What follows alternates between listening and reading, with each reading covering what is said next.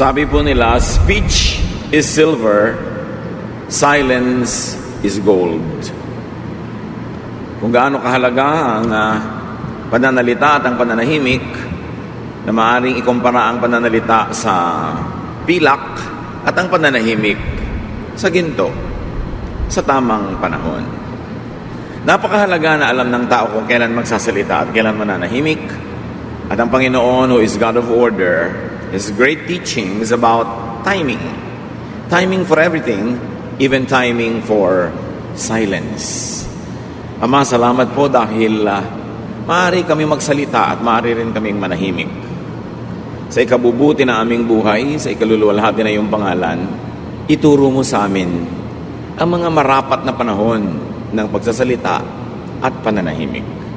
Teach us, Father, so that we may be better persons, so that we can help people heal, learn, rest, and we will not be causes of trouble. Sa aming pagtitipon-tipon, Panginoon, hiling namin kayo po ang maging tagapangaral, simpleng mensahe na mauunawa, matatandaan at maipapamuhay namin ang amin pong hinihingi. At nawa, Panginoon, maluwalhati kayo sa aming pagtitipon-tipon. Patawarin niyo po kami sa aming mga kasalanan. Punan niyo po ang aming mga kakulangan. Accomplish your holy purpose for gathering us. Heal us, empower us, teach us. Through Jesus, your Son, we pray with thanksgiving. Amen. When to keep silent. Kailan nga po ba dapat tayong nananahimik? Tingnan natin kung kailan nanahimik ang Panginoon at kung kailan din siya nagsalita. Mark 14:60-61. The high priest stood up in the council and asked Jesus, "Why don't you say something in your defense? Don't you hear the charges they are making against you?" But Jesus kept quiet and did not say a word. Nililitis po ang Panginoon, mabigat ang paratang, at napakabigat ng parusa kung siya'y mapatunayan nagkasala. Maaari siyang ipako sa krus, at yun nga naghihintay na kaparusahan sa kanya. Pero sa mga paratang, sa mga bintang, hindi siya sumagot. Hindi siya kumibo.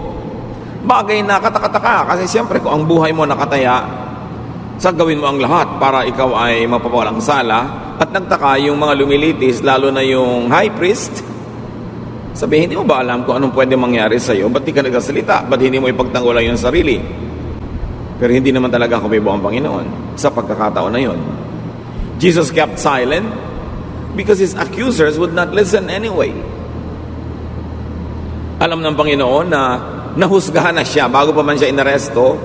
Ano pa ang katuturan ng mga tuwiran? Ano pa ang katuturan na magsalita?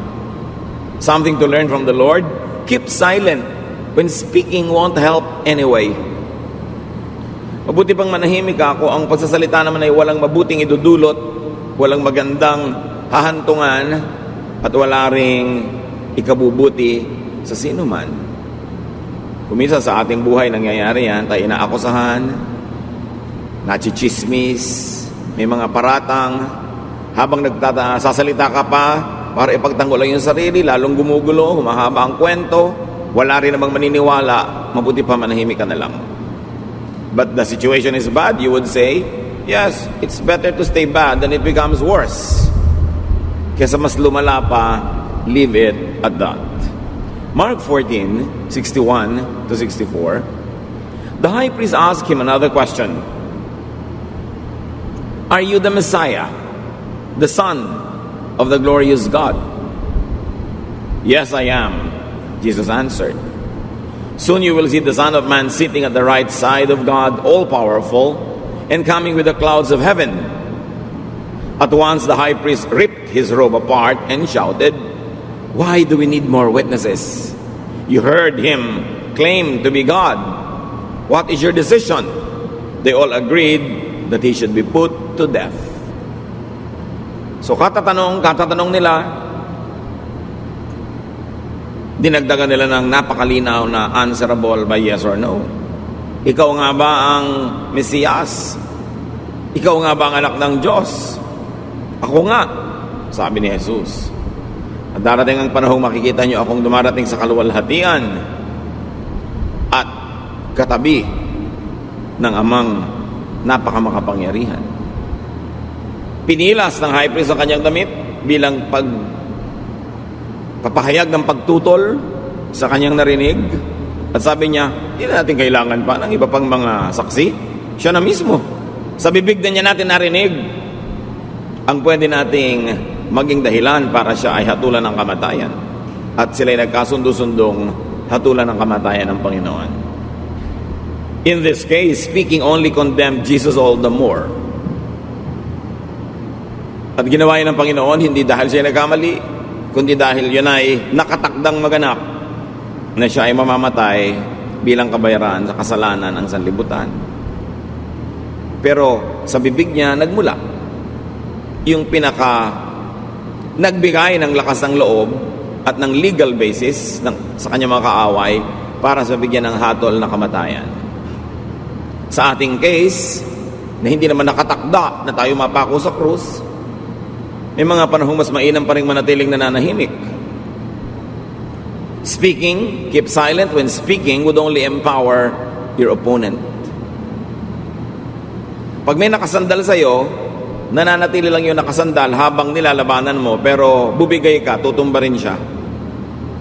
Pag may nagsasalita laban sa'yo, dumadami lang ang pag-uusapan kung sasagot ka rin. Pagka merong nagsabi, huy, sabi ni ganito ka raw. Pag may sinabi ka naman na, siya naman, ganon, makakarating yun sa kanya, magpapabalik-balik yung usapan, hindi matatapos. Kuminsan sa pagsasalita natin, lalo lang nagbibigay ng lakas ng loob sa ating kalaban, kaya manahimik na lang. Matthew 13:10-15. Jesus' disciples came to him and asked, "Why do you use nothing but stories when you speak to the people?" Jesus answered, "I have explained the secrets about the kingdom of heaven to you, but not to others. Everyone who has something will be given more, but people who don't have anything will lose even what little they have."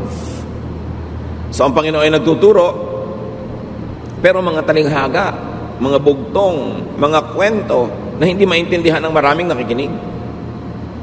At nang tanongin siya kung ba't gano'n ang kanyang pagtuturo, sabi niya, hindi naman talaga yan mauunawa nila, hindi nila tatanggapin at hindi yan para sa kanila. Magkakagulo lang pag naintindihan nila ang sinasabi ko. Kaya mabuti pa, ganyan lang marinig nila, yung hindi nila magagamit laban sa atin, and specifically laban sa akin. Nangyayari po yan mga kapatid, ang isang mangmang tuturuan mo ng mas mataas na karunungan, hindi niya maiintindihan, magagalit pa sa'yo. Napagkakamala ka pang masama. Verse 13, I use stories, Jesus continues, when I speak to them, because when they look, they cannot see. And when they listen, they cannot hear or understand. So God's promise came true, just as the prophet Isaiah had said. These people will listen and listen, but never understand. They will look and look, but never see. All of them have stubborn minds. Their ears are stopped up, and their eyes are covered. They cannot see or hear or understand. If they could, they would turn to me, and I would heal them. So meron talaga mga tao na kahit si Jesus pa magpaliwanag, hindi nila maunawa o hindi nila gugustuhin unawain. At para hindi na sila manggulo pa, hindi na lang sila tinuturuan. Meron kasi mga tao, pag tinuruan mo ng mataas na uri ng karunungan at hindi niya maunawa, ang iisipin niya, ikaw ang mali. So Jesus spoke in parables to hide the meaning of His message to those who would not accept it anyway, to those who would cause Him premature or needless troubles. Parang si Pilosopo Tasio sa No Limit ang Hiren ni Jose Rizal, minabuti pa niyang mapagkamalang baliw para masabi niya ang gusto niyang sabihin nang hindi siya pinaparusahan kasi iniakala ng mga tao siya baliw. Kesa siya ay igalang bilang marunong at panagutin sa mga sinasabi niya. Marami kasing tao ang kamangmangan, talamak, ang utak, napakakitid, na ang hindi nila maunawang mataas na karunungan ay pagkakamalan pa nilang satanic or evil or wrong. Kaya ang sabi ng Panginoong Jesus sa Matthew 7:6, do not give dogs what is sacred. Do not throw your pearls to pigs. If you do, they may trample them under their feet and turn and tear you to pieces. Ang mga banal na bagay daw ay huwag ibigay sa mga aso. Sa kultura po kasi ng Israel, ng Middle East, sa kalaganapan, yung mga aso mababang uri ng hayop sa kanila. Ngayon, sa culture natin, hindi. Because they are treated as man's best friend. But during their time, napakababa ng uri ng aso. At ang baboy, parehong mababa ang uri. At sabi ni Lord, yung mga perlas na mahalaga, binabayaran natin ng mahal, sinusuot, ikinukwentas, itinatago, itinatangi. Huwag na huwag mong maibigay sa baboy kasi hindi naman niya alam na mahalaga yon. Pagtatatadyakan lang niya ito, dudurugin at magagalit sa iyo dahil hindi naman niya makakain yung perlas, babalikan ka at ikaw pa ang sasakta ng mga baboy na ito. Siyempre, hindi naman talaga perlas o baboy o aso ang pinag-uusapan, kundi mga uri ng tao.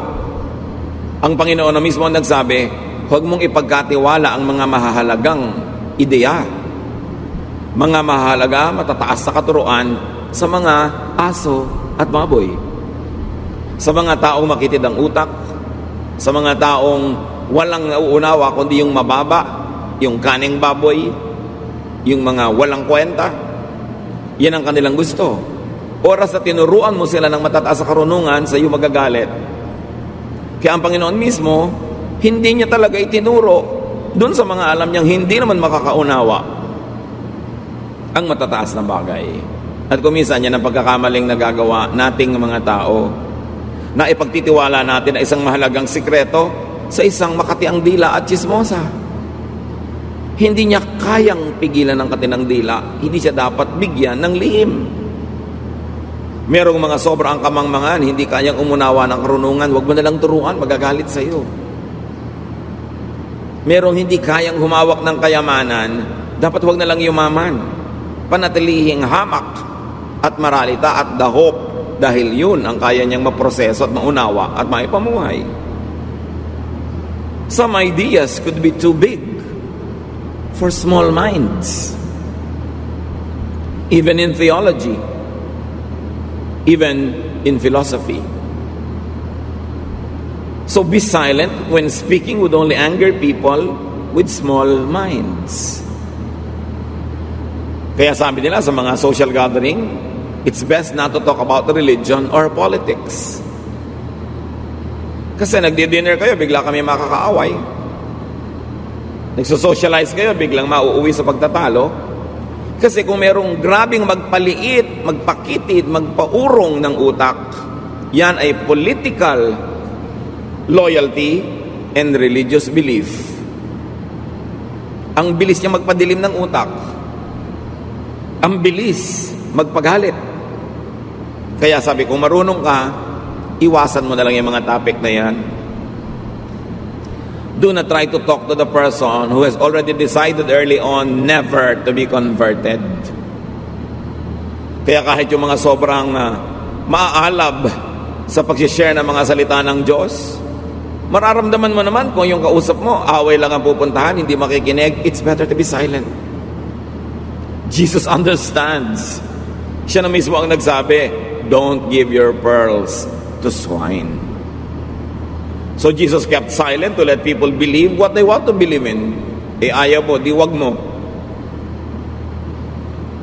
Hindi mo duty i-convert lahat ng tao. Ang tungkulin mo lang ay bigyan sila ng pagkakataon ng paanyaya. Pero pag umaayaw, di wag mong ituloy. Sabi nga ni Lord, kung tinatanggihan kayo ng isang bayan, dito malikod kayo, ipagpag nyo lang yung paa, iwan nyo yung mga alikabok doon sa bayan na yun, huwag nyo nandalin sa iba, and move on to the next town. Kaya si Paul, bilang isang guro, na-realize din niya yan eh. Sabi niya sa 1 Corinthians 3:2, I had to treat you like babies and feed you milk. You could not take solid food, and you still cannot. Nakakita na ba kayo ng lalaking maskulado na 40 anyos na, pagkatas ang pagkain niya lagi, gatas na nasa tiyupon, mga dinudurog na prutas at mga lamang loob kasi hindi niya kayang kumain ng karne o ng matitigas na mga pagkain. Ganon din ang maraming tao in religious ways. Hindi makakaunawa ng mas matataas na karunungan. Gusto na lang lagi yung basic, yung 101, yung beginners. Pag dinala mo sila sa next level, magagalit sa'yo. Mamasamain. Pagka kayo binibigyan ng guro ng solid food, yung mas mahirap maintindihan, mas mahirap na tanong, mas mahirap na leksyon, ibig sabihin nun, respeto. Iginagalang niya ang inyong utak o ang inyong kakayanan. Pero pag nagpakita kayo ng kahit konting pahiwatig na hindi kayo handa sa solid food, na magagalit kayo pag dinala kayo sa mas mataas, ibabalik kayo sa grade 1 ng teacher. Kesa naman maging mamamatay tao pa kayo. Kesa magkagalit-kagalit pa kayo, ibabalik kayo sa pinaka-basic. At yun ang isang insulto sa inyo. Dapat iginagalang mo pag pinapahirapan ka. Kasi ibig sabihin, gustong dalhin ka sa mas magandang training, mas malawak na pag-iisip, mas malaking mundo. But show signs that you are not ready and you will be demoted again to where you belong. So keep silent when people won't understand, believe, accept what you would say. Sabi nga ng mga beauty contestants, for world peace and for the sake of the children. Mararamdaman mo naman yun. So ang mga marurunong na tao, nagpapalipad hangin, nagpapahimakas, nagpaparamdam na may mga gusto pa siyang ituro o sabihin. Kailangan yung mga marurunong na handa doon, magparamdam din. Handa po kaming matuto.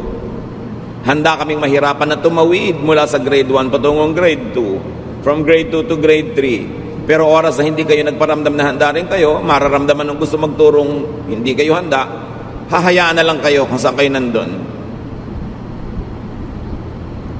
So keep silent kung mapapahamak lang ang kapayapaan. May isa pang panahon kung kailan tayo nananahimik. Keep silent when you don't know what to say. Isang napakalaking pagkakamali na magsalita ng hindi tiyak, ng hindi alam. Sasabihin mo, bakit kaya delayed yung sasakyan, nasasakyan natin? May magsasabi, baka nasiraan. Saan mo ibinasi ang sinasabi mong baka nasiraan? May nag-text ba sa'yo? Wala po. May nagsabi ba sa'yo? Wala po. Saan mo kinukuha yung haka-haka mong baka nasiraan? Wala. E di manahimik ka. Nanguhula ka lang pala eh. Maraming ganun. Diba? Bakit kanya absent si ganun? Baka nagkasakit. Bakit? Umuubo ba kahapon? Hindi po. Nag-text ba sa'yo na masama pakiramdam? Hindi po. Saan ka nanguhula? May science ba yung sinasabi mo? May basis? Alam nyo, mga kapatid ha, be conscious of this. Ang dami natin ganyan sinasabi na baka ganun, pero walang basis. Pampagulo lang. Keep quiet kung wala kang basis. Kasi baka yung mga nakakarinig, gumawa ng pasya ayon sa sinabi mo. Huy, may sakit daw si ganon. Ha, talaga, mamaya cancer na yung sakit mo pag nagpalipat-lipat ng bibig. O sige, palitan na natin siya. Malala pa lang karamdaman. Yun naman pala, ayan, dumarating na, napalitan na. Kasi dahil sa katin ng bibig mong may sakit.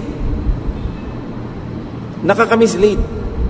When you don't know, be silent.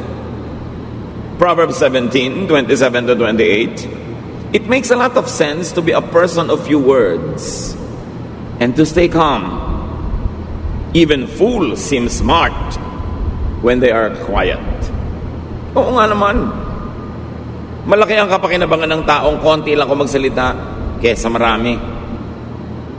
At kung ikaw ay nananatiling payapa kesa agitated. Sabi niya, alam nyo kahit mga walang alam, napagkakamalang matalino pag tahimik. Pag may tahimik, may nag-aaway, tahimik yung isa, ano kaya iniisip niya? Siguro ang talino niya, ayaw niya kaming patulan. Naisip mo yun eh. Ano kayang iniisip niya? that we are beneath Him.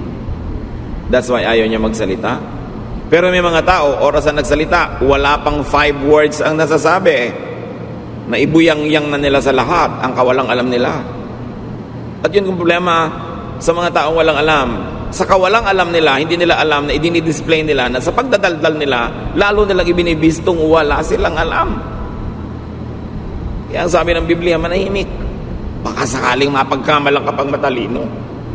Kesa matiyak na hindi pala. Keep silent when speaking would only worsen the situation. When speaking would anger people, especially if they are already angry. Mga kapatid, umiwas kayo sa mga taong ginagalit kayo tuwing magsasalita sila. Tuwing may ibubulong sa inyo, ang nagiging effect sa inyo, nagagalit kayo sa kapwa, nagagalit kayo sa tao, nagagalit kayo sa sitwasyon, pampagulo yun ang buhay nyo. Ang dapat nating pahalagahan yung mga tao na pag nagsalita, tayo nakakalma. Tumatahimik ang loob natin. Nababawasan o nawawala ang galit.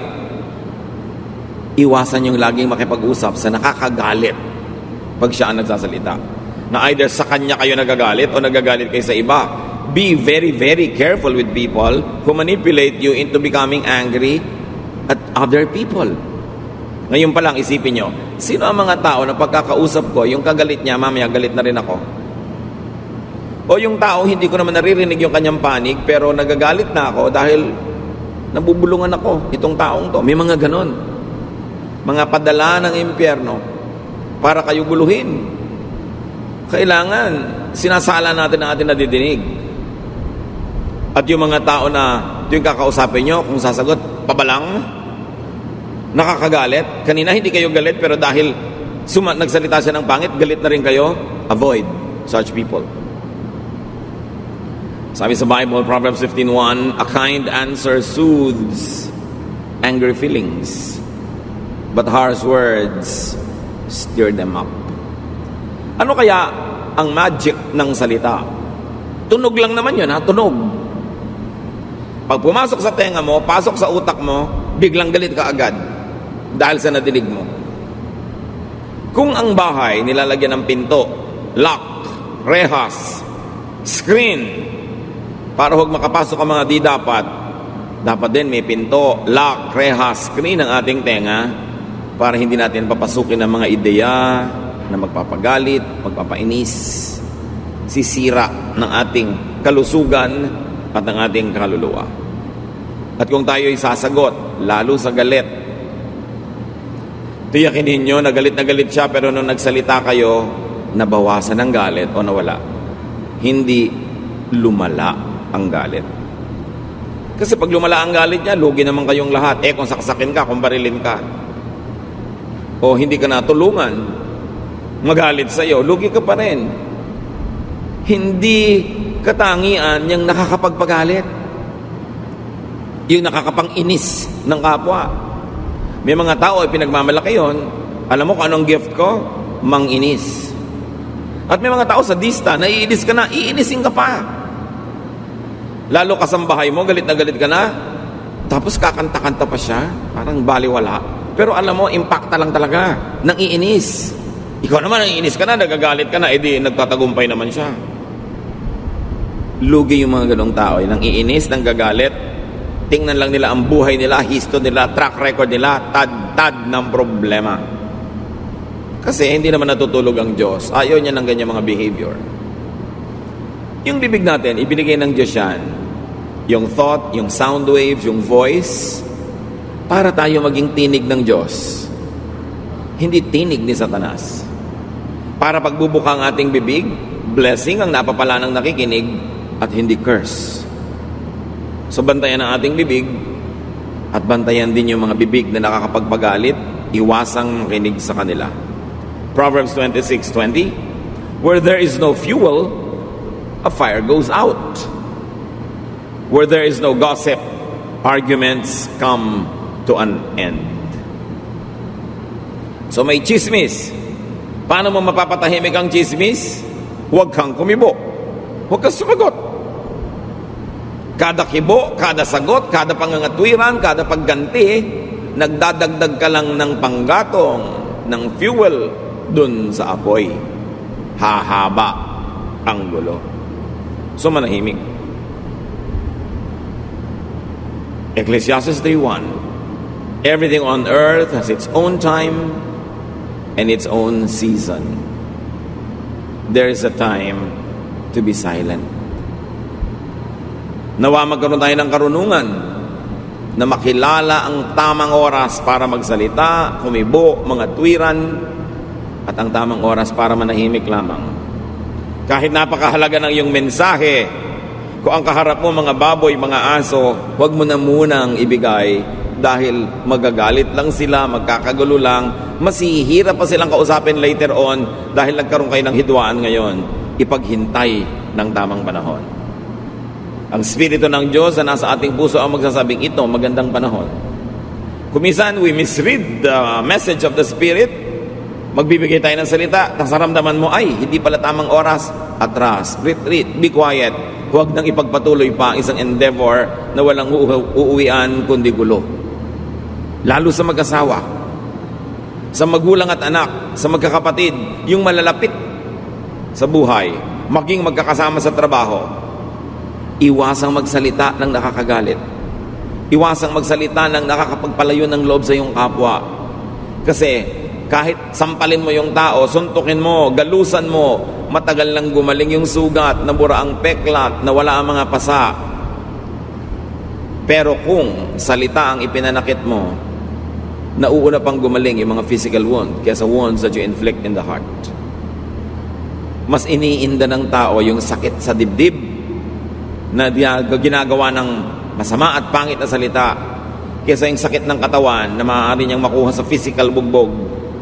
Nakakalimutan yon, mas madali kaysa sa mga sugat dahil sa makati at matalas na dila. Ang taong hindi marunong mag-control ng kanyang dila ay talo, loser, because there is no way you can win when you alienate people, when people hate you, or at least when people don't love you. You are a loser.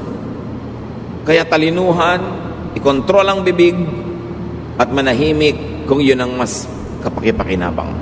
Ama namin sa langit, turuan mo kaming labanan ng isa sa mga pinakamalalakas na tukso sa buhay, at yun ay yung dumaldal. Magsalita ng pangit, manakit ng kapwa dahil sa salita, manumbat, manginsulto, mang-criticize, mang-chismis, mga gawa ng kadiliman na dapat ay wala o unting-unting nawawala sa buhay ng iyong mga anak. Teach us to watch our tongues, our language. Mapili namin ang mga topic na pinag-uusapan o sinisimulang pag-usapan o sinasalihan. Mapili namin kung kailan mananahimik. Pagbulay-bulayan natin mga kapatid ang napakasimpleng katotohanan pero pinakamalakas sumira ng mga relasyon, ang pagsasalita ng wala sa lugar. Lord, in silence, deal with your people. Patawarin niyo po kami kung meron kami mga kasalanan na sasaktan dahil sa aming pananalita. Patuloy mo kaming gawing marunong so we may recognize the golden opportunities to be silent. Ponder on these words. Be with the Lord for a while. Pagbulay-bulayan natin ang kahulugan nito sa ating buhay.